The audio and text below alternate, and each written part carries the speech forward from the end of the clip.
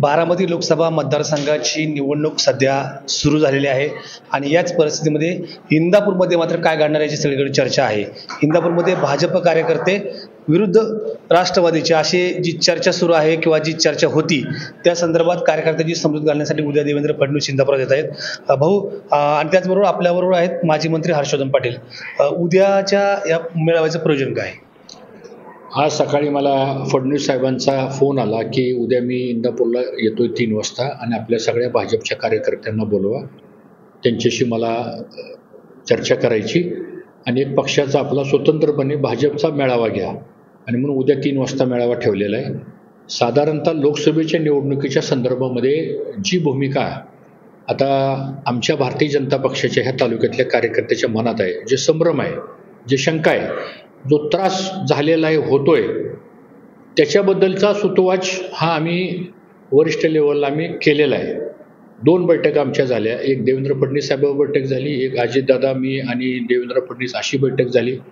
केंद्रात पण काही नेत्यांशी आमचं या संदर्भात बोलणं झालेलं आहे आणि म्हणून याची सगळी जबाबदारी आमचे नेते म्हणून देवेंद्र फडणवीस साहेब आहेत आणि ते उद्या येत आहेत. त्यांच्यासमोर ह्या सगळ्या व्यथा मांडल्या जातील आणि त्यानंतर मग ते काय भूमिका सांगतात त्याप्रमाणे पुढची दिशा ठरवू आम्ही. भाऊ, सातत्यानं भाजप कार्यकर्ते म्हणतात की आम्हाला खूप अडचण आली, भाऊंना खूप अडचण आणली, अशा परिस्थितीत आम्ही कसा प्रचार करू? त्यांची समजूत तुम्ही कशी घालणार? ते तर आहे ना. 4 वेळा मी 4 निवडणुकीला मी त्यांची समजूत काढून ह्यांचं काम केलं आम्ही. आता ही 5वी वेळ आहे.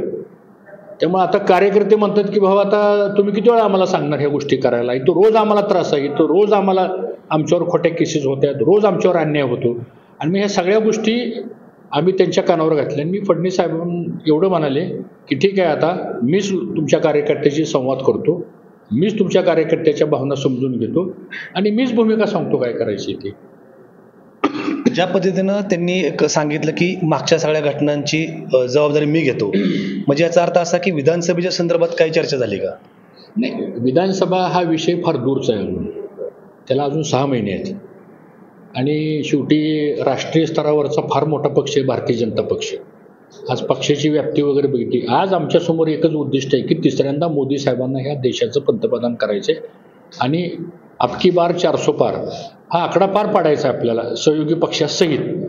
ह्याला प्रथम प्राधान्य आहे. पण हे करत असताना स्थानिक लेवलला, ग्राउंड लेवलला ज्या अडचणी येतात त्या पण मांडल्या पाहिजे ना. शेवटी काम करणारा खाली कार्यकर्ता आहे, ग्राउंड लेवलला काम करणारा कार्यकर्ता आहे. तो जर नाराज असेल, तो जर असमाधानी असेल, तो जर अन्यायग्रस्त असेल तर तो कसं काम करेल? आणि म्हणून ती माझ्या दृष्टीने सगळ्यात महत्त्वाची भूमिका आहे. माझा वैयक्तिक ह्याच्यामध्ये काही प्रश्न नाही आहे. मला या इंदापूर तालुक्यातल्या जनतेनं भरपूर दिलेलं आहे आणि मी सार्वजनिक जीवनामध्ये गेले 40 वर्ष झालं काम करणारा एक सामान्य कार्यकर्ता आहे.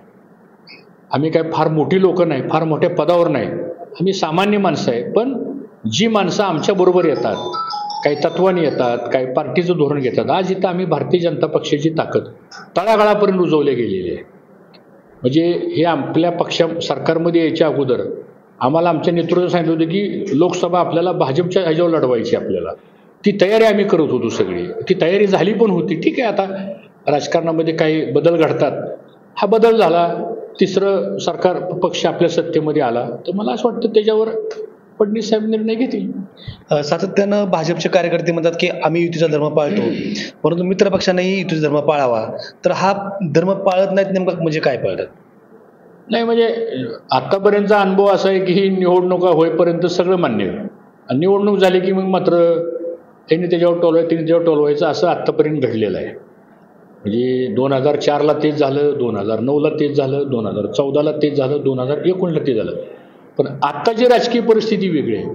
आता ही चर्चा देवेंद्र फडणवीस साहेबांच्या समोर झालेली आहे आणि आमचा पूर्ण विश्वास आहे ते आमचे नेते आहेत आणि ते सुद्धा शेवटी पक्षाचेच नेते आहेत ना.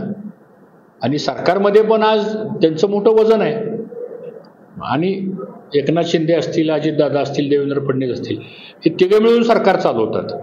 त्यामुळे त्यात मेजर सरकारमधला जो रोल आहे तो देवेंद्र फडणवीस साहेबांचाच आहे, कारण ते सगळं ह्या गोष्टी करतात. त्यांना शिष्यासमोर आम्ही ह्या गोष्टी मांडल्या आणि मला खात्री आहे की त्यातनं योग्य निर्णय घेतील ते. एक शेवटचा प्रश्न. सातत्यानं म्हणजे तुम्ही महायुतीमध्ये आहात, म्हणजे प्रमुख घटक म्हणून भाजपचे आहात, परंतु महाविकास आघाडीच्या उमेदवार सुप्रिया सुळे सातत्यानं इंदापूरचा विषय आला की तुमचं नाव घेतात आणि तुमची खूप मदत होते असं सांगतात. आताही तुमची मदत होते असं त्यांना वाटतंय किंवा काय, नेमकं कशी परिस्थिती आहे? नाही, ही गोष्ट खरीच आहे की 2009, 2014 आणि 2019 सुप्रियाताईंच्या 3 लोकसभेच्या निवडणुकाला आमची मदत झाली. हे त्यांनी कबूल केलं, मान्य केलं, त्याबद्दल त्यांचेच आभार मानतो. पण आमची मदत होती, पण त्यांची मदत आम्हाला होती का, हा कार्यकर्त्याचा प्रश्न आहे. 19ला आम्ही त्यांना मदत केली आणि विधानसभेला त्यांनी आम्हाला विरोध केला. विधानसभेला त्यांनी मदत ज्यांना केली आणि ज्यांना आमच्या विरोधामध्ये निवडून आणण्यासाठी त्यांनी ताकद लावली, आज ती माणसं कुठे आहेत? म्हणजे तुम्ही एकाला निवडून आणायचं, तो तुमच्यापाशी राहणार नाही, आणि जो मदत करतो तुम्हाला आणि त्याच्या विरोधात काम करायचं आणि परत त्यांना पराभूत करायचं आणि सांगायचं की ते आम्हाला मदत करतील. मला असं वाटतं राजकारणामध्ये अशा गोष्टी चालत नाहीत. राजकारणामध्ये एखादी गोष्ट ठरली, आम्ही कधीही आत बाहेर केलेलं नाही. विरोध करायचा विरोध केला, मदत करायची मदत करायची, असं कधीच आम्ही आमच्या आयुष्यात केलं नाही, कारण आम्हाला ती शिकवण नाही. आम्ही कैलासवासी शंकररावजी भाऊ एक सुसंघर्ष बघा नेतृत्व होतं, त्यांनी आमच्यावर राजकीय संस्कार केलेले आहेत आणि आज त्या संस्कारावर आम्ही उभा आहे. सगळे आज आम्ही कुठल्या पदावर नाही, 10 वर्ष झालं मी कुठल्या पदावर नाही, पण तरी सुद्धा आमच्या कार्यकर्त्याचा एक संच आहे. आज आम्ही इथं भारतीय जनता पक्षाची ताकद तळागाळापर्यंत आम्ही वाढवलेली आहे.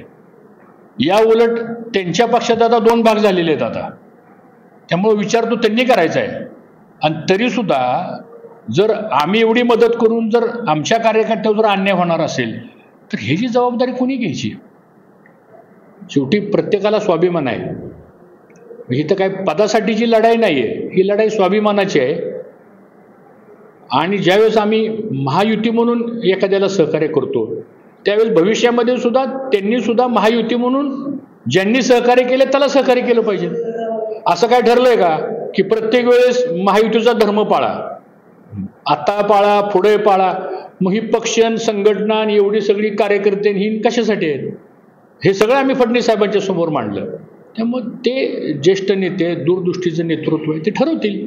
ह्या सगळ्या गोष्टी आम्ही मांडलेल्या आहेत. हे होते माजी मंत्री हर्षवर्धन पाटील आणि त्यांनी भारतीय जनता पक्षाची भूमिका उद्याच्या दिवसात काय असेल आणि उद्या महायुतीच्या मेळाव्यातून काय निष्पन्न होईल याची थोडीशी सुनूक सांगितलेली आहे. येणाऱ्या काळामध्ये भारतीय जनता पक्षाच्या कार्यकर्ते नेमके काय करतायत ते पाहणं औत्सुक्य ठरेल. धन्यवाद.